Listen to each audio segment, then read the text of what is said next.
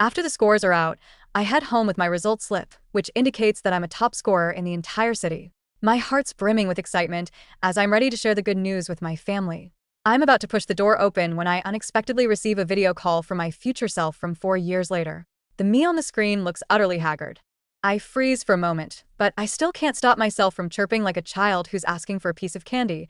Are you really me 4 years from now? Are mom and dad finally proud of me? Do they love me as much as they love my sister now? My future self smiles, yet she can't keep her tears at bay. Whatever you do, don't tell them your score. They won't be proud of you. They'll only use your sister's failure to get into college and her threats to end her own life as an excuse to force you to give up your place at college for her. All of a sudden, I feel as though I've plunged into an icy abyss. On the day I reunite with my family, mom and dad take my younger sister, Winona Fairchild, out for fine dining while they hand me a plate of stone-cold leftovers. They tell me that after years of fending for myself, my stomach's too weak to handle anything too fancy. Naively, I believe that if I become good enough, I can bridge that 10-year gap and make them look at me the same way they look at Winona. As it turns out, blood ties can never outweigh years of companionship. As I listen to mom and dad comfort Winona over her poor performance on the exam, I fold my results slip neatly and tuck it deep into my pocket. Since they only view me as a cash cow, I have no reason to tell them that I've been accepted into Pennington College. I push the front door open. The three of them were gathered around the dining table, with a towering, custom 3-tier fondant cake in the center. 5 bold characters were written across the top of the expensive gold leaf chocolate. Congratulations on your academic success.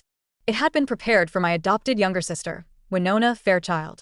Even though she hardly ever cracked open her textbook, and even though her score fell far short of even the minimum passing mark, mom and dad had still gone all out to throw her the grandest celebration. Winona sobbed in mom's arms while dad stood beside them, his face full of heartache as he handed her tissues. Don't cry, Winnie. It's okay even if you didn't do well. You just didn't perform well for once, that's all. I'll buy you the bag you've had your eye on tomorrow, dad said. Mom gently patted her back. That's right. Even if you don't go to college, your dad and I can take care of you for the rest of your life. I stood in the shadows of the entrance, watching the heartwarming family scene unfold before me. After starving all day, my stomach chose that precise moment to let out a loud, untimely growl. Mom turned around when she heard it. The moment she laid eyes on me, the distress on her face instantly vanished, and her brows instinctively knitted together. Then, she suppressed the disdain in her eyes. Can you make a sound when you walk? You're like a ghost. You startled Winnie. Dad glanced at me and asked apathetically, You checked your scores today too, didn't you? How did you do? The air suddenly went still. Winona raised her head from mom's embrace and stared at me, a hint of nervousness hidden in her eyes.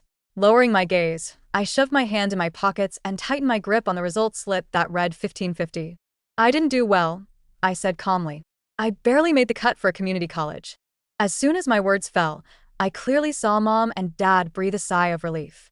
Mom turned around and reassured Winona with a warm smile. See? Your older sister was left to fend for herself for a decade. Her brain has already gotten rusty. She couldn't even make it into a regular college. Even though you didn't do well this time, your foundation is way better than hers. You've taken piano and horseback riding lessons since you were little, so there's no need to feel inferior. Winona broke into a smile before slicing off a piece of cake heaped with strawberries. Thank you, Mom and Dad. I knew you loved me the most. The rich, sweet aroma of buttercream soon filled the living room. I gulped, despite my dry throat. I was about to head to my room when Mom called out to me.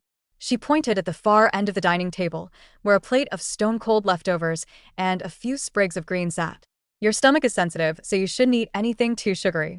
Heat up those leftovers and eat them. Don't let them go to waste. Leftovers, yet again. When Mom and Dad played favorites, they always had a million noble-sounding excuses to justify their actions. While eating her cake, Winona coquettishly tugged at Dad's arm. Dad, I found a really good international program. It's run jointly with a foreign college, and after graduation, I can continue my studies in their country. But the tuition's a little expensive. It costs $100,000 a year. So, what if it's $100,000? Dad affectionately tapped her nose. So long as you're happy, I'd gladly drop $1,000,000. Mom watched them. As if a sudden thought struck her, she approached me and, for the first time ever, took my hand in hers. Her hand was soft and warm, yet it couldn't warm my ice-cold fingertips. Hon, ever since you returned 6 months ago, we've spent a lot of money to nurse you back to health. Winnie has congenital heart disease. She can't endure the hardship of retaking the exam. However, you're different. You've been out on the streets for a decade. What kind of hardship haven't you endured? Mom paused before deciding my future for me as if it were the most natural thing in the world. Community college won't get you anywhere, so you shouldn't bother going through with it. Tomorrow, I'll have your father pull some strings and get you a summer job at an electronics factory on the outskirts of town. Work hard, take on more night shifts, and you'll be able to earn enough to cover your sister's first-year dormitory fees. Having said her piece, Mom didn't even give me a chance to refuse. She let go of my hand, turned around, pulled out a wet wipe, and lovingly wiped away the cream from the corner of Winona's mouth. It was as though sending me to slave away on an assembly line was nothing more than a trivial matter. Noticing I was still frozen in place, Dad frowned and urged me, "Why are you still standing there? Go pack up your belongings and get ready for the factory. They provide food and accommodation there. Work hard and don't embarrass us." Winona was still beside them, clutching her iPad and fussing over which designer bag, worth tens of thousands of dollars, she should get for her enrollment. I lowered my head to look at the white canvas shoes on my feet. Winona had worn them until she no longer wanted them. The edges were already worn through with holes, and I could even vaguely see my toes, which had turned red from being squeezed inside. I looked at the three of them, basking in their happy family moment, and my vision started to blur. Before the waterworks could begin, I spun on my heel and rushed back to my room. It was a cramped storage room without even a window.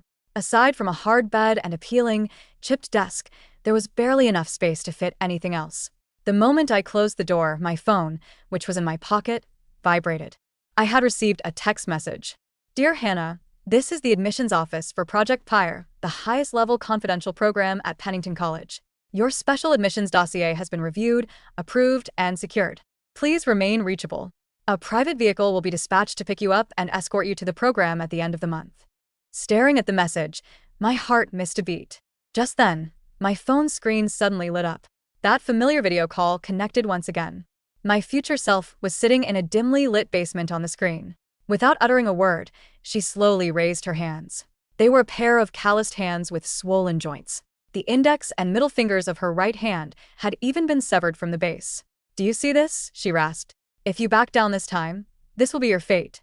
Back then, you were soft-hearted. You told yourself at the end of the day they were still your biological parents.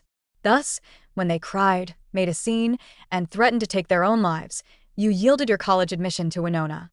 They didn't give you a single dime. Winona, on the other hand, took your test scores, assumed your identity, and shone brilliantly at Pennington College.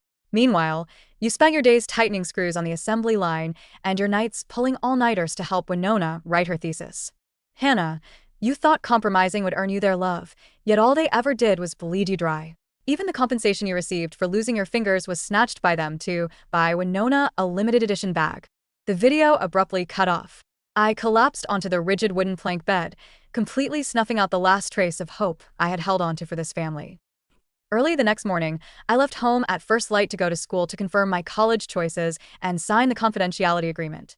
The moment I left, Winona snuck into my room. Initially, she wanted to rifle through my belongings to see if I had stashed away some money, yet she stumbled upon my report card for the last mock exam. I'd come close to a perfect score on every single subject.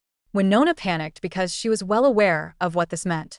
If I'd actually made something of myself, if I genuinely got accepted into a prestigious university, our parents' scale would tilt sooner or later. The position she had held as the family's golden child for 10 years would collapse like a house of cards. Gritting her teeth, she picked up a utility knife from the desk and made a razor-thin cut on her finger. She smeared the blood onto the back of my exam paper and wrote a bloody letter. Hannah had such good grades, yet she deliberately pretended to get into community college just to mock me. I know I don't deserve to be Mom and Dad's daughter. I'll give my place back to her. I'll leave. Once she was done, she lay weakly on the floor and began wailing at the top of her lungs. After confirming my admission documents, I returned home at noon. As soon as I pushed the door open, before I could even kick off my shoes, a slap cracked across my face. The force sent me staggering backward, my back slamming hard against the shoe cabinet. A loud ringing filled my ears, and I tasted the metallic tang of blood in my mouth. Clutching my cheek, I looked up, only to meet Mom's eyes. They were filled with hatred, as if she wanted to skin me alive. "You ingrate. Do you have to push your sister to the point of no return before you're happy?" Mom's voice was high-pitched and harsh, light years away from the loving front she usually put on in front of me. Dad stormed out of my room with the review materials I had organized and several physics books that I treasured the most. The very next second, he tossed all of them onto the floor. The pages were strewn across the floor, ruthlessly trampled under his shoes, leaving behind a trail of black footprints. What's there to brag about, getting into some worthless community college? How dare you leave your mock exams out just to rub them in Winona's face? Dad trembled with anger. After spending 10 years on the streets, is this all you've learned? These underhanded tactics. Winona's wrist was wrapped in thick gauze as she leaned against the couch and wept. Dad, Mom, don't blame Hannah. It's all because I'm stupid. I'm not as smart as her. I don't deserve to stay in this family. The more she played the victim, the more Mom and Dad glared at me as if I were their enemy. I wiped away the blood from the corner of my mouth, looking at the utter mess on the floor. All of a sudden, I found the situation sickeningly absurd. When I first returned home, I'd pull myself out of bed at 6 a.m. every day to prepare breakfast for them. Even when hot oil blistered my hands, I never complained. I studied tirelessly and strived to rank first just to earn a genuine smile from them. Yet, they had already paved a smooth path for Winona to study abroad and intended to send me along as her unpaid maid. Looking at the two livid faces before me, I finally popped the question that had been weighing on my chest. I'm your biological daughter. Why are you treating me like this? The living room fell silent in an instant. Mom froze for a moment before blurting out, "We've raised Winnie for more than a decade. While she was here with us, bringing us joy, where were you? Aside from having a small amount of our blood running through your veins, what have you ever done for this family? How could you possibly compare to Winnie?" I guffawed until my shoulders trembled, yet not a single tear spilled from my eyes. I belatedly realized that the decade I had spent fending for myself wasn't regarded as hardship. It was seen as my fault because I hadn't contributed anything to the family. Dad's expression hardened, and he was about to reprimand me when the landline rang. He answered the call and casually pressed the speakerphone button. "Hello? Who is this?" The very next second, the excited voice of my homeroom teacher, Frank Lawson, burst through the speaker. "Congratulations, Mr. and Mrs. Fairchild. This is incredible news. Hannah scored 1550 on her exam. She ranked first in the entire city. The admissions office at Pennington College has been blowing up my phone, desperate to recruit her. You two are way too modest. Why haven't you shared the good news with anyone?" Mr. Lawson's voice echoed through the living room, plunging the air into a suffocating silence. Dad's hand froze in midair, whereas Mom's jaw dropped. Winona let out a piercing scream, her eyes rolling back, and fainted on the couch. Winnie, Mom, and Dad snapped back to reality. They couldn't be bothered to interrogate me as they hurriedly rushed Winona to the hospital. 2 hours later, I was called out into the hospital corridor. Mom's and Dad's attitudes had undergone a complete 180. Gone was their previous arrogance, along with the slaps and insults. Dad pulled out a debit card from his coat and handed it to me. "There's $75,000 in here, Han." Mom stepped forward and gently stroked my head. "You're a good kid, Han. You did so well on the exams this time. Your father and I are proud of you." Then she sighed. "However, the big city is full of sharks and you're far too timid. You'll get eaten alive if you attend such a prestigious college. Winnie's different. She's been exposed to high society since she was a child. Besides, she has a weak heart. If she doesn't get into a good college this time, she won't be able to handle it." Mom paused before revealing her true intentions. "I think you should give Winnie your identity and your academic records and let her take your place at Pennington College. We'll give you these $75,000 instead. From now on, your father and I will send you living expenses every month and support you for the rest of your life, okay?" Dad chimed in coldly from the side. "During the decade you weren't by our sides, Winnie was the one who cared for us and fulfilled the role of a daughter. Don't be ungrateful. This is what you owe her. Now, it's time for you to repay your debt." Looking at the debit card, I found it ironic. I owed Winona? No one cared about how I had survived the bitter cold winters in those 10 years I spent wandering the streets. Nor did anyone care about how many dishes I had washed in restaurants just to afford a single revision book. As I gazed at the debit card, the image of my future self's fingers, crushed by a machine in the video, flashed through my mind. I took a step back, dodging Mom's hand. "Okay," I responded calmly. The moment I agreed, Mom and Dad shoved the debit card into my hand, beside themselves with joy.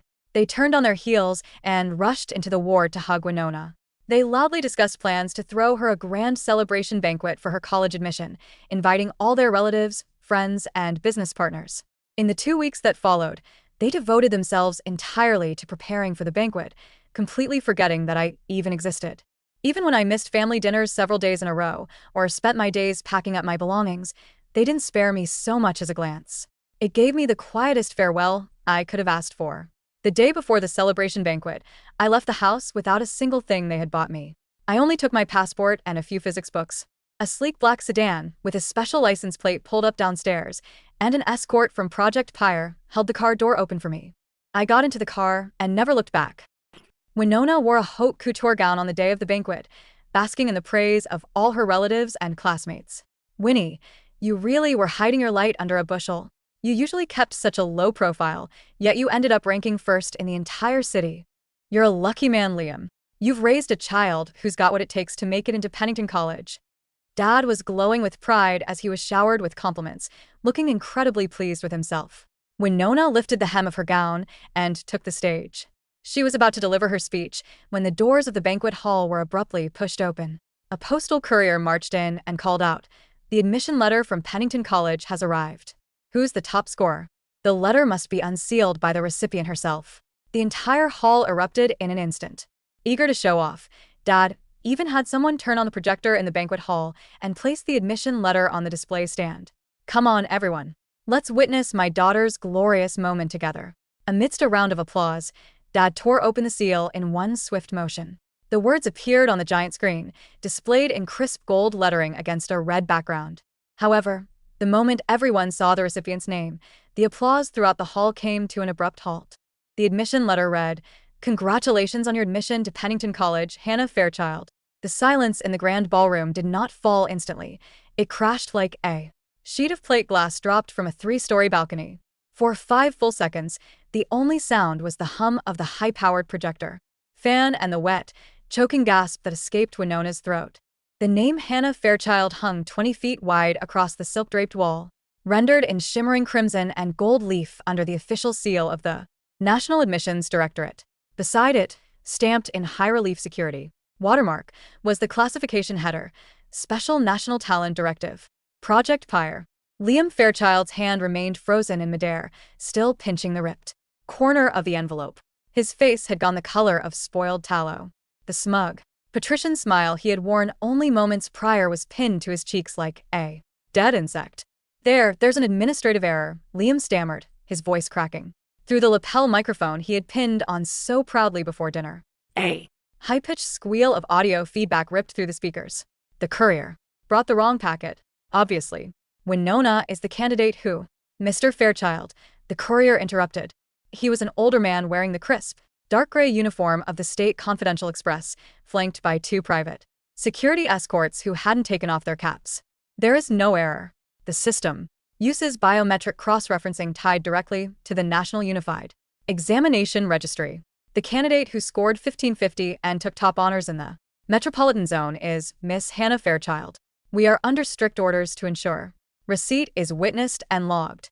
A collective murmur rolled through the 300 guests seated at the round tables. At table 1, Mrs. Sterling, the wife of the city's largest logistics magnate, whom my father had spent 6 months courting for an angel investment, lowered her champagne flute. Her eyes narrowed into thin, glittering slits. "Liam," she called out, her voice cutting through the rising whispers. "I thought you said Winona was your prodigy? Who is Hannah?" "Hannah she's our eldest," Evelyn Fairchild choked out, stepping up to the dais. Her knuckles were white as she clutched her pearl clutch. Her gown, a custom emerald velvet piece designed to outshine every other mother in the room, suddenly looked garish under the white spotlight. She had some technical advantages in her mock testing, but the family agreed that Winnie was the one pursuing the advanced placement tracks. "Agreed?" Frank Lawson, my homeroom teacher, stood up from the faculty table near the center of the hall. He pushed his wire-rimmed glasses up the bridge of his nose, looking utterly bewildered. "Agreed on what, Mrs. Fairchild?" "Academic credentials aren't heirlooms you distribute over Sunday roast." Hannah's mock papers were submitted directly to the State Department of Education. Pennington College issued a direct recruit mandate based on her score of 1550. "Why on earth are you pretending this belongs to someone else?" Winona swayed. The haute couture tulle dress she had spent 4 hours fitting sagged on her shoulders. Her face was bleached of all color. "Dad," she whimpered, reaching blindly for Liam's sleeve. My chest, my Heart hurts. Make them stop. Tell them they're lying. In the past, this exact sentence was Winona's golden key.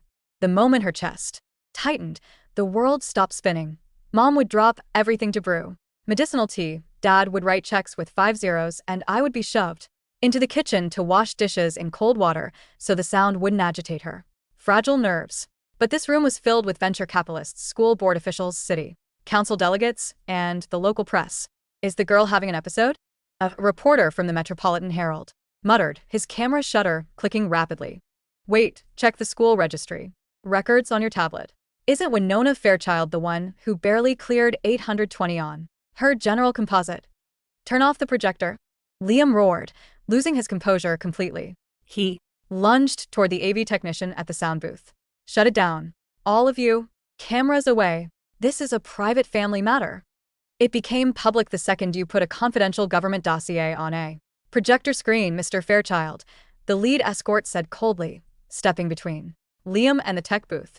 Miss Hannah Fairchild's admission dossier is classified under the National Security Human Resource Protection Act. You opened an official state document without authorization under false pretenses. That will be noted in our formal dispatch report. The room descended into utter chaos. Relatives who had spent the evening showering Winona with gold jewelry and lavish compliments began quietly slipping their gift envelopes back into their breast pockets. Business associates made sudden excuses about early morning flights. Evelyn rushed forward, trying to yank the microphone from the stand, but her heel caught the hem of her gown. She crashed to her knees on the polished rosewood stage, the faux mother-of-pearl buckle snapping off her shoe with a sharp crack. Hannah! Evelyn shrieked into the empty air, ignoring the flashbulbs blinding her from the floor. Where is that wretched girl? Call her. Liam, call her right now, and tell her to come here and fix this. Liam yanked his phone from his jacket with trembling fingers, dialing my number. On speaker. A monotone operator voice echoed crisply across the half-empty hall.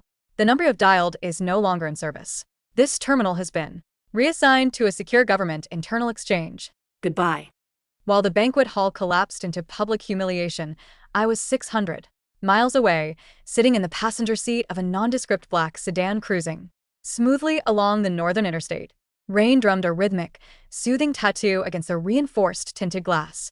Beside me sat Dr. Sterling Vance, the deputy director of Pennington's Applied Physics Directorate. He was a man in his late 50s with salt and pepper hair, wearing a threadbare tweed jacket with leather elbow patches. He smelled of filter coffee, wet wool, and ozone. He hadn't asked me why my canvas shoes had holes at the toes. He hadn't asked why my entire luggage consisted of 3 worn textbooks, a battered spiral notebook, and an expired municipal library card.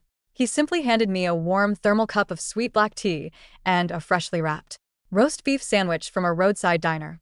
Eat, child, he said quietly, not looking up from a thick sheaf of thermal-printed sensor telemetry. You've spent enough time running on an empty tank. Where we're going, we need brains with adequate glucose. I took a bite. The bread was soft, the beef was rich and savory, and the mustard had a sharp, clean kick. A heavy, hard lump formed in my throat, but I forced myself not to cry. Cry for what? I asked myself. Cry for the cold scraps on the chipped ceramic plate? Cry for the 10 years I spent sleeping on a cot behind an auto repair shop while they took Winona to Vienna for piano galas? Dr. Vance, I said, my voice steady despite the tightness in my chest. The Project Pyre program, what is the primary focus? Vance glanced sideways, a slight smirk touching his weathered mouth. The official public brochure says integrated microscale material physics. In reality, we're building the next generation of deep atmospheric composite alloys for orbital propulsion systems, materials that can withstand 10,000 degrees of friction without deforming by a single micron. He tapped the thick folder in his lap. Your mock exam's final essay, the one on thermal expansion coefficients in non-equilibrium crystalline lattices, was forwarded to my desk by your teacher 3 weeks ago. You derived 3 equations from first principles that our postdocs spent 6 months verifying on the supercomputer. He closed the file with a soft thud and looked directly into my eyes. You don't belong in a factory tightening screws to buy some spoiled bratton Italian leather handbag, Hannah. You belong where the universe is being dismantled and reassembled. I looked down at my hands. They were red, rough, and marked with old scars from dishwashing chemicals and grease splatters. But beneath the skin, the bones were whole. The index and middle fingers of my right hand were intact. I flexed them. I gripped the paper cup until the steam warmed my palms. I didn't give it away, I thought. I didn't bow my head. I didn't let them cut me down. In the dark glass of the car window, my reflection flickered against the streaks of rain. Behind my reflection, just for an instant, I caught a glimpse of the woman from the video call, the haggard, broken woman with severed fingers from 4 years in the future. She was standing in the shadows of my memory, but she wasn't crying anymore. She looked at me through the rain, nodded once with a quiet, fierce pride, and dissolved like morning mist beneath the headlights. Back in the city, the aftermath of the banquet hit the Fairchild household like a Category 5 hurricane. By 2 a.m., the front door of the suburban villa slammed open so hard the decorative glass transom rattled. "Search the room," Liam bellowed, his neck veins bulging like purple cords against his collar. She couldn't have gone far. She has no money, no connections, and her phone is shut off. She's probably hiding at that filthy public library on 4th Street. Evelyn threw open the door to my storage room. The space was dead quiet. The thin, moldy mattress on the floor was stripped bare. The chipped desk was wiped completely clean. Sitting dead center on the peeling laminate surface was a single, pristine white envelope. Liam snatched it up, ripping it open with such fury that his thumbnail tore. Inside lay the debit card he had given me in the hospital corridor, the card with the $75,000 buyout bribe, snapped cleanly in two. Beside the broken plastic was a formal, legally notarized document stamped by the Municipal Legal Aid Bureau, dated yesterday afternoon at 4:15 p.m. Liam read the bold text at the top, his breath hitching. Notice of unilateral termination of filial dependency and reimbursement escrow. To Liam and Evelyn Fairchild. Per Section 44 of the Family Code, I hereby deposit into the municipal public trust the full assessed sum of 6 months' living expenses, $4,200, calculated according to the city's baseline standard for foster care maintenance, thereby extinguishing any and all equitable claims regarding post-reunion upkeep. The remaining balance of your card remains untouched and voided. From this day forth, no legal, financial, or moral relationship exists between Hannah Fairchild and the Fairchild household. Any attempt to use my academic records, personal identification, or test scores for enrollment, loan applications, or social representations will be prosecuted under federal identity fraud statutes. Do not contact me. You cannot afford the penalty. Attached to the bottom was a copy of the direct mandate signed by Pennington College's Office of the General Counsel. Liam's hands shook so violently the paper fluttered like a dry leaf. She planned this, he whispered, horror finally creeping through his rage. The day she agreed in the hospital, she was playing us. She took our card just to keep us quiet until the dispatch car arrived. Dad. When Nona shrieked from the hallway, clutching her phone. She was hyperventilating, mascara running down her cheeks in thick, ugly black tracks. Look at the class group chat. Look at social media. Everyone's posting the video from the banquet hall. Mrs. Sterling just canceled her investment meeting with your firm. The principal posted an announcement on the school board portal, praising Hannah as the pride of the city and warning against academic identity theft. When Nona fell to the floor, grabbing Liam's trousers like a desperate animal. What about my international joint program? You promised me. You said if I couldn't get into Pennington, you'd pay the $100,000 for the abroad track. The application deadline is tomorrow. Liam looked down at the girl he had pampered for 10 years. For the first time, his gaze didn't hold that boundless, indulgent warmth. Instead, it held the cold, suffocating terror of a businessman realizing he had bankrupted his company for a pile of worthless, painted glass. The abroad program? Liam's voice dropped to a gravelly rasp.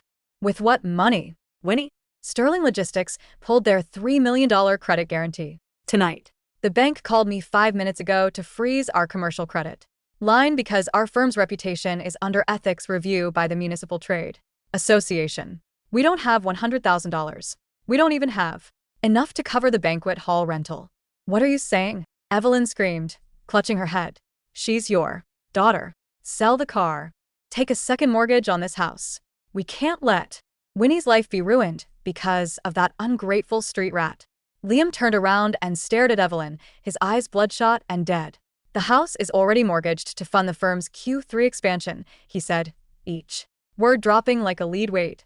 And the only reason the bank approved the preliminary terms last week was because I boasted to the regional director that my daughter was entering Pennington College on a state scholarship. He crumpled Hannah's notarized letter in his fist. We didn't throw away a street rat, Evelyn, Liam whispered, his voice cracking into a dry, broken sob. We threw away the only genuine gold this miserable family ever had. The Pennington Applied Physics Research Facility was not a place of manicured ivy and red brick dormitories. Located 60 miles north of the main campus, nestled in the granite foothills of the Blackwood Ridge, it was a sprawling complex of reinforced concrete, perimeter fences topped with fiber optic sensors, and subterranean laboratory silos that hummed with three-phase industrial current. Here, nobody cared what brand of shoes I wore. Nobody cared that my hair was tied back with an ordinary rubber band or that I ate my meals in silence at the corner table of the cafeteria. In the bunker labs of Project Pyre, there was only one currency: cognitive precision. My days began at 6:30 a.m. with cold water on my face and 3 miles around the facility perimeter track, followed by 14 hours of high-temperature stress calculations, molecular dynamic simulations, and cleanroom spectroscopy. Hannah, Dr. Vance called out during my third week, leaning over my terminal in Bay 4. He tossed a 400-page printout of differential equations onto my Desk. The German consortium published their lattice stability results for titanium-boron alloys this morning. They claim a thermal yield limit of 1800 Kelvin. I think their boundary condition model is flawed at the grain edges. Find the leak. Give me until midnight, I said. I didn't leave my chair. I drank bitter instant coffee from a stainless steel mug, scribbling through 3 notebooks with a black ballpoint pen until the skin at the side of my middle finger developed a hard, familiar callus. Not a scar from a factory stamping press, a writer's callus, a mathematician's Mark. At 11:42 p.m., I slid my 5-page derivation across Vance's desk. He adjusted his glasses, scanned the matrices, and stopped at line 42. He Tapped his pen against the paper 3 times, a slow, predatory grin spreading across his face. They assumed isotropic stress along the z-axis. Fools. Vance looked up, his eyes bright behind his lenses. You just saved our materials fabrication team 4 months of blind testing and $2 million in argon gas. He reached into his drawer and tossed a heavy silver key card onto the desk. You're on the Tier 1 clearance list now. You get your own lab workbench in Sublevel 2, a monthly research stipend of $6,000 and full access to the mainframe cluster. I picked up the key card. It was cold, heavy, and stamped with my name. H. Fairchild, Research Fellow. For the first time in 6 months, I walked out onto the observatory deck above the facility. The night sky over the mountains was clear and vast, studded with a billion cold, unblinking stars. Down in the valley, the world was small, petty, and suffocating. But up here, the air was sharp enough to cut your lungs, and the future was as wide as the universe itself. While I spent my first winter mastering quantum lattice matrices, the Fairchild household was slowly being suffocated by the noose they had woven with their own hands. Liam's logistics brokerage firm had built its brand on social pedigree and elite networking. In high society business circles, integrity wasn't just a virtue. It was collateral. The story of how Liam and Evelyn Fairchild had attempted to steal their biological daughter's top-ranking university admission to cover for their adopted daughter's failure spread through the city's private clubs with the speed of an oil fire. Did you hear about Fairchild? Disgraceful. Pushed his own flesh and blood into a storage closet, made her eat cold scraps, and tried to forge state enrollment docs. Sterling Logistics pulled their contract immediately. Who could trust a man who cheats his own blood with cargo manifests? Within 6 months, Liam lost 4 of his primary shipping accounts. His firm's revenue plummeted by 70%. To maintain the illusion of their wealthy status, Evelyn refused to downsize. She insisted on keeping the leased European SUV and continued buying Winona designer dresses, funding the expenses through high-interest commercial credit. Winona, unable to accept the reality that her path to high society had been abruptly severed, became increasingly erratic. She refused to attend the local community college, claiming that the campus was filled with low-class degenerates who mocked her behind her back. Instead, she spent 16 hours a day in her bedroom, scrolling through the social media pages of her former private school classmates who were now studying in London, Paris, and New York. It's not fair. Winona screamed one evening, smashing an expensive porcelain lamp against the living room wall. Why does Hannah get to be at Pennington, while I have to stay in this rotting house? Dad, you promised me. You said you'd buy me an entrance slot into an overseas art school. Liam sat on the worn velvet couch, his hair half white, an unopened pile of bank foreclosure warnings sitting on the coffee table. Winnie, stop screaming, Liam said, his voice flat and drained of all life. There is no money. The bank is repossessing the SUV on Friday. If we don't come up with $80,000 for the mortgage interest by the end of the quarter, the marshal will put an eviction seal on the front door. Then find Hannah, Winona shrieked, her face contorting with ugly, hysterical fury. She's at Pennington. She's receiving state stipends and government grants. She's your biological daughter. By law, she has to support you. Sue her. Drag her to court and make her give us her money. Evelyn, sitting at the dining table with a bottle of cheap white wine, suddenly looked up. Her bloodshot eyes flickered with a desperate, venomous light. Winnie is right, Evelyn whispered, gripping the wine glass. Hannah is only 19. Under the Civil Code, parents can claim financial distress and demand maintenance support from adult children, especially if the child received family upbringing. We took her in for 6 months. We fed her. We gave her a roof. Liam stared at his wife, a sick mixture of shame and desperation warring in his chest. She filed a unilateral dependency termination with a municipal notary, Liam said weakly. She left that document. A local notary can't override the Supreme Court's filial protection statutes. Evelyn shouted, standing up so violently her chair tipped backward. I'll go to the university myself. I'll bring reporters. I'll stand at the gates of Pennington College and tell the whole world that their precious top scholar is an unfilial monster who lets her sick parents starve while her sister suffers from heart disease. She grabbed her coat from the rack. Let's see if her prestigious research lab will keep her when her name is dragged through the mud. 2 days later, a cold autumn drizzle fell over the exterior gates of Pennington College's main municipal campus. Evelyn Fairchild had spent her remaining cash on a train ticket and a hand-painted cardboard sign. She stood outside the bronze archway of the administrative gate, flanked by Winona, who was wrapped in an oversized wool coat, looking pale, fragile, and tearful. Evelyn held the sign high above her head. Return my daughter. Top scholar Hannah Fairchild abandons aging parents and sick sister after fleeing home. Within half an hour, a crowd of undergraduate students, campus security guards, and local news stringers gathered on the sidewalk. Look at her, Evelyn wailed to the gathered students, tears streaming down her carefully powdered face. We spent 10 years searching for her after she was lost as a child. We brought her home, spent our life savings nursing her back to health, and the moment she scored high on her exam, she took all our money, changed her name, and vanished. Her younger sister's heart condition worsened from the grief, and now our family is facing eviction. Winona leaned against Evelyn, sobbing into a handkerchief. I don't even want her spot at college. I just want my sister to come home. Mom cries every night. Several first-year students who didn't know the background looked uneasy, whispering among themselves. A young reporter from a local digital tabloid pushed his microphone forward. Ma'am, are you claiming that Hannah Fairchild obtained her current position through familial abandonment and financial misappropriation? Yes, Evelyn cried, smelling blood. She took $75,000 from our joint account. She left us with nothing. I demand that Pennington College suspend her research privileges until she fulfills her moral and legal duties to her family. Is that so, Mrs. Fairchild? A crisp, frigid voice sliced through the crowd like a razor through silk. The students parted.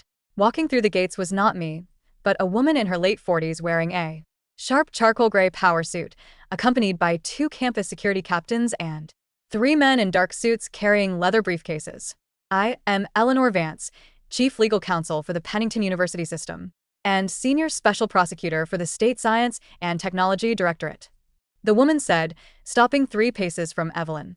Evelyn puffed out her chest, trying to maintain her indignant posture. I don't care who you are. I am Hannah's mother. You have no right to hide an unfilial. Mrs. Fairchild, Eleanor Vance interrupted, raising a single gloved finger. Before you utter another syllable into that microphone, allow me to present you with 3 certified exhibits. She snapped her fingers. Her junior associate stepped forward and opened a thick leather binder, facing the reporter's camera. Exhibit A, Eleanor said, her voice carrying across the entire plaza with absolute authority.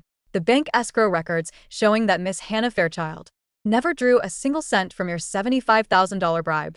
In fact, she paid back $4,200 in living costs to the municipal registry within 24 hours of leaving your house. The reporter's camera zoomed in on the official bank seals.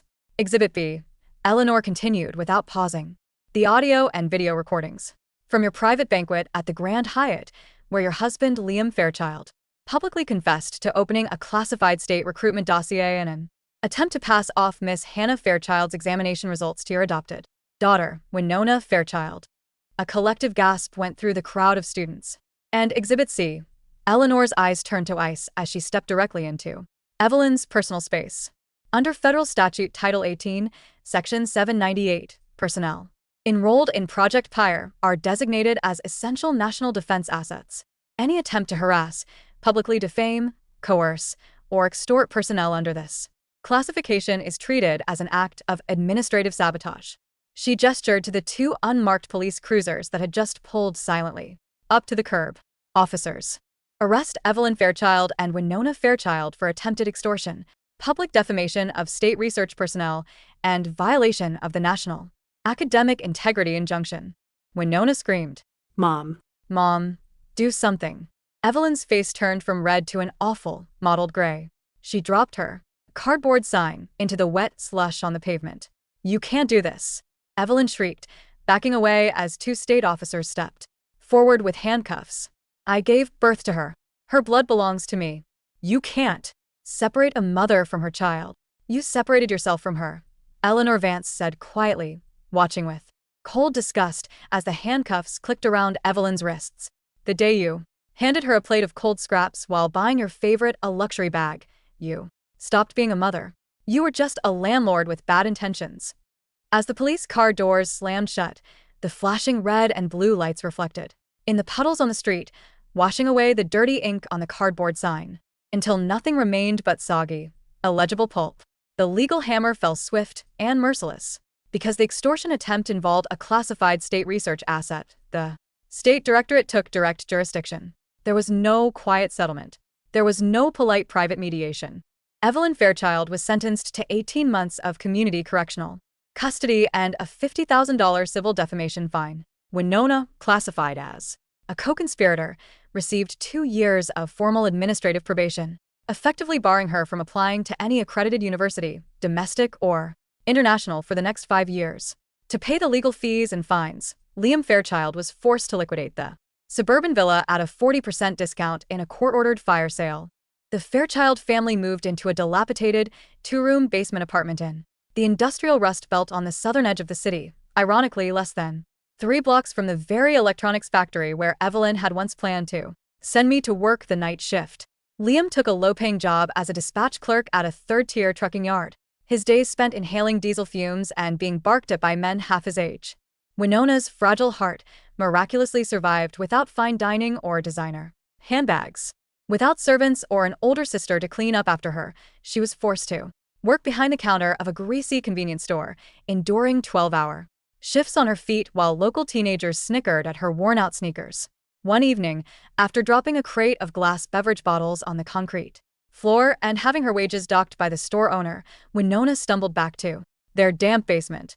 She found Evelyn boiling cabbage on a portable electric burner that smelled of scorched wiring. Mom. Winona wept, sliding down the peeling wall, her hands covered in sticky syrup and cuts. Look at my hands. Look at what they've become. Why did you Adopt me? Why did you tell me I was a princess if you were just going to drag me down into the sewer? Evelyn turned slowly, holding a stained wooden spoon. The elegance, the vanity, the proud high society posture, all of it had been stripped away by 18 months of court battles and poverty. Her face was lined with deep, bitter creases, and her eyes were dull and hollow. Why did I adopt you? Evelyn laughed, a shrill, cracked, mocking sound. Because the fortune teller told me adopting a girl would bring good luck to my business. Because you knew how to act cute and rub my shoulders. And what did you give me in return? You couldn't even pass a basic college exam. You ruined our business, ruined our reputation, and dragged us into this hell. You're blaming me? Winona screamed, lunging forward. You were the one who slapped Hannah. You were the one who tried to steal her test scores. Don't speak her name in this house. Liam roared from the corner, slamming his empty tin mug onto the table. Neither of you has the right to utter her name. The three of them stood in the dim, flickering light of a single 40-watt bulb, glaring at one another with pure, unadulterated hatred. There was no love left in that basement. There was no warm family comfort. There were only three parasites trapped in a glass jar, consuming one another in the dark. 4 years passed in the blink of a cosmic eye. Inside the clean rooms of Pennington's subterranean installation, time was measured not in calendar months, but in iterations of structural perfection. By my 4th year, Project Pyre had transitioned from theoretical modeling to full-scale deployment. Our team had successfully synthesized Pyre 7, a revolutionary, ultra-high-temperature nanocomposite capable of surviving re-entry friction at Mach 25 without thermal degradation. At 22 years old, I was named lead author on the primary design patent and appointed Deputy Chief Systems Architect for the National Aerospace Materials Initiative. The day before the official project declassification and public presentation, I sat alone in my private office on the 6th floor of the new Applied Science Complex. The room was flooded with warm afternoon sunlight. On my solid mahogany desk sat a pristine stack of technical papers, a leather-bound doctoral dissertation, and a small, framed photo of Dr. Vance and me standing in front of the testing silo. On the day our first prototype survived 18,000 degrees in the plasma arc chamber, my phone vibrated on the desk. It was an unlisted, secure internal line. I tapped the screen. The display flickered for a fraction of a second, and then a video window opened. I froze. Sitting on the screen was a woman. She was wearing a tailored white research coat over a crisp black shirt. Her posture was straight, her dark hair was neatly pinned behind her ears, and her eyes were calm, bright, and deep as an alpine lake. Her hands, resting lightly on the edge of the glass desk in front of her, were smooth, unblemished, and complete. All 10 fingers were whole. She looked at me through the screen, a quiet, luminous smile curving her lips. "Hannah," she said softly. Her voice wasn't raspy or broken anymore. It was Clear, melodious, and rich with quiet triumph. "You did it," I whispered, my voice thick with emotion. "No," the future me smiled, shaking her head gently. "We did it. The moment you chose your own worth over their hollow approval, the timeline broke. the Basement is gone. The factory assembly line is gone. The severed fingers are gone." She raised her right hand, spreading her fingers against the camera lens. "You gave us our life back." The video signal began to dissolve into soft, golden static. "Go finish it, Hannah." Her voice echoed gently in my ears as the screen faded. to black. "The world is waiting." I closed the phone. I stood up, smoothed down the lapels of my tailored navy suit, picked up my presentation binder, and walked out into the corridor. The National Science and Innovation Summit was held in the grand auditorium of the Capitol Convention Center. Over 2,000 delegates, academics, state ministers, defense researchers, and international scientific correspondents packed the tiered seating. Outside the venue, massive digital billboards displayed the live broadcast across the city's major thoroughfares. In the dingy industrial district, inside the break room of the trucking dispatch yard, the communal television on the wall was tuned to the national news network. Liam Fairchild, wearing grease-stained overalls with a dirty rag tucked into his back pocket, was sitting on a plastic crate, chewing on a cold, rubbery hot dog. "Turn that up," one of the younger yard mechanics yelled, pointing at the Screen. "That's the big government materials reveal. They say the person who solved the hypersonic heat problem is barely 22 years old." Liam glanced up apathetically, taking a sip of lukewarm tap water from his thermos. On the screen, the golden curtains parted. The master of ceremonies stepped to the podium and announced with a booming Voice. "Ladies and gentlemen, please welcome the principal architect of Project Pyre, recipient of the National Gold Medal for Scientific Achievement, Dr. Hannah Fairchild." Liam's thermos slipped from his fingers. It hit the concrete floor with a hollow clatter, brown water spilling across his steel-toed boots. The entire break room went silent. On the 70-inch high-definition screen, I walked up to the central lectern. Under the brilliant white spotlights, my suit was immaculate. My head was held high. Behind me, the massive digital backdrop displayed the official insignia of Pennington College and the state seal of the Science Directorate. Look at her. One of the drivers breathed in awe. She looks like she was born to conquer the stars. Fairchild? Hey, Liam, isn't that your last name? Any relation to you? Liam couldn't speak.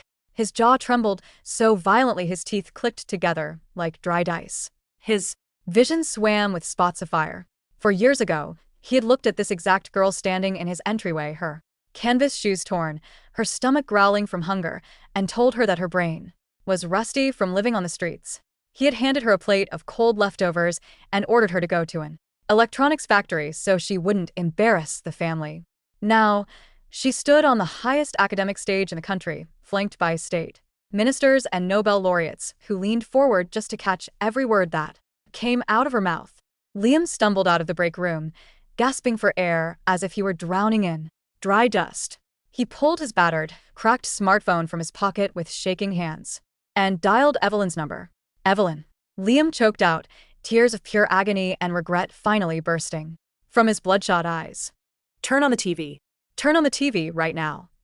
2 hours later, outside the high-security perimeter of the Capitol Convention Center, a battered, 10-year-old compact sedan screeched to a halt at the police Checkpoint.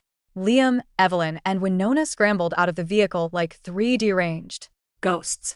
Evelyn's hair was unkempt, her cheap polyester blouse damp with sweat. Winona was wearing her faded convenience store apron, her eyes wild and bloodshot. Hannah, that's our daughter. Evelyn screamed at the 4 armed security officers guarding the VIP motorcade barrier. Let us in. We are her biological Parents. We have the right to see her. Ma'am, step back from the barrier immediately, the lead officer commanded, his hand resting firmly on his sidearm. You don't understand, Liam pleaded, dropping to his knees on the asphalt, clutching the metal railing. I'm her father. I made a mistake. I was blind. I was foolish. Tell her dad is here. Tell her I'll get on my knees and apologize to her in front of everyone. Just let me speak to her for 5 minutes. A crowd of reporters and camera operators exiting the main hall immediately noticed the commotion. Flashbulbs began stroking the night air with brilliant white light. Wait, isn't that Liam Fairchild? A journalist shouted. The one who lost his business after trying to steal his daughter's academic records 4 years ago. Get the cameras rolling. This is the family that abandoned the top scholar. Dozens of lenses swung around, pinning the 3 of them against the iron fence, like specimens on a dissection board. Winona tried to shield her face with her hands, sobbing in terror as the flashes blinded her. Stop filming. Stop. Dad, let's go. Please, let's just leave. No, we're not leaving, Evelyn shrieked, clawing at the metal bars. Hannah, you owe us. We gave you your life. You can't just climb to the sky and leave us in the gutter. Give us our money. Give us our share. Just then, the tinted glass doors of the VIP terminal glided open. Flanked by Dr. Vance, Eleanor Vance, and 4 security escorts, I stepped out into the courtyard. The cool evening wind caught the edge of my coat. The moment Evelyn saw me, she let out an unearthly wail. Han, my baby. Look at Mama. Mama knows she was wrong. Come home, Han. I stopped. The courtyard went completely dead silent. Even the reporters lowered their microphones slightly, holding their breath as they watched me walk slowly toward the perimeter fence. I stopped 3 feet from the iron bars. I looked at Liam Fairchild, kneeling in the dirt, his face streaked with tears and grime. I looked at Evelyn Fairchild, clutching the cold metal with hands that had slapped me and pointed me toward a storage closet. I looked at Winona Fairchild, cowering in the shadows, clinging to her mother's skirt just as she had on the day I came home with my 1550 test score. 4 years ago, looking at these 3 people would have made my chest ache with an unbearable, suffocating pain. I would have wondered what I lacked, what flaw I carried, why my blood wasn't enough to earn a single scrap of genuine warmth. Now, looking at them, I felt nothing. No hatred. No burning desire for revenge. No righteous fury. There was only a vast, clean, untouchable emptiness, the absolute indifference one feels toward a handful of dead leaves kicked into a roadside ditch. Hannah. Liam wept, reaching his trembling, grease-stained hand through the iron bars, trying to touch the hem of my trousers. Forgive me, please. Forgive your father. Give us one more chance. Just come home for one dinner. I looked down at his outstretched hand. Then I spoke. My voice was quiet, calm, and perfectly steady, carrying through the crisp night air and into every open microphone on the plaza. "Mr. Fairchild," I said, "my stomach is far too weak for your cold leftovers." Liam's hand froze in midair. His face drained of every remaining drop of color, his eyes widening in pure, paralyzed horror as those words struck him like a physical blow to the heart.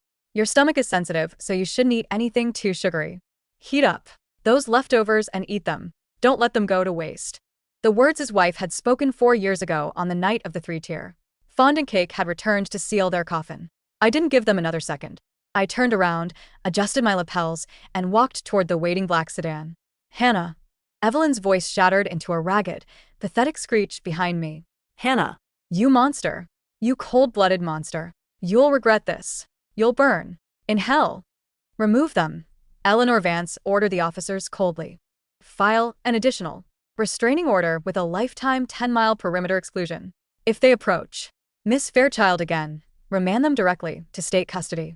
The officers moved in, seizing Liam, Evelyn, and Winona by the arms and dragging them backward across the pavement as they kicked, wailed, and wept before the blinding glare of 100 flashing cameras.